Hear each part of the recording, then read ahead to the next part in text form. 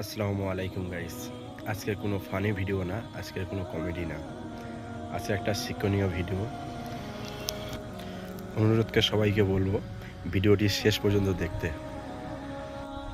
আমার সকল মুসলমান ভাইদেরকে বলছি ভিডিওটি বেশি বেশি শেয়ার করব যদি আল্লাহকে ভয় করে থাকি। চলো স্টার্ট করি। আজ পর্যন্ত কোনোদিন মুসলমানদের উৎসব শবে বরাত একটা হিন্দু মসজিদে দেখার জন্য আসলো না। মুসলমানদের উৎসব শবে কদর একটা হিন্দু কোনোদিন চাওয়ার জন্য আসলো না। মুসলমানদের উৎসব রমজান মাসের রোজা একটা হিন্দু কোনোদিন তোমার সাথে সমাজ করার জন্য রাখলো না। একটা হিন্দু কোনোদিন তোমার ঈদের নামাজে আসলো না। একটা হিন্দু কোনোদিন তোমার সাথে জুমার নামাজে অংশগ্রহণ করলো না। তোমাকে দেখার জন্য পর্যন্ত আসলো না। তার কারণ হলো হিন্দুরা মনে করে এটা মুসলমানের উৎসব, আর তুমি মুসলমান হইয়া হিন্দুর দুর্গা পূজায় কিভাবে গেলা? তোমার কি হয়ে গেল? তোমার কি লজ্জা শরম তুমি ধুয়ে ফেলে দিয়েছো? তোমার কি কোনো লজ্জা শরম নাই?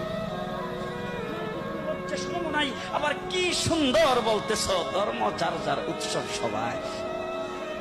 হাই হাই হাই, ও মুসলমান যুবকেরা ভালো করে শোনো, ধর্ম যার যার উৎসব সবাই, তাইলে বিয়া যার যার বউ তো সবাই। জি, বিয়ে যার যার বউ সবাই, পুষ্কুনি যার যার মাছ সবাই, গাছ যার যার ফল সবাই, ক্ষেত যার যার ফসল সবাই, দোকান যার যার মাল সবাই। চলো ভিডিওটা বেশি শেয়ার করি।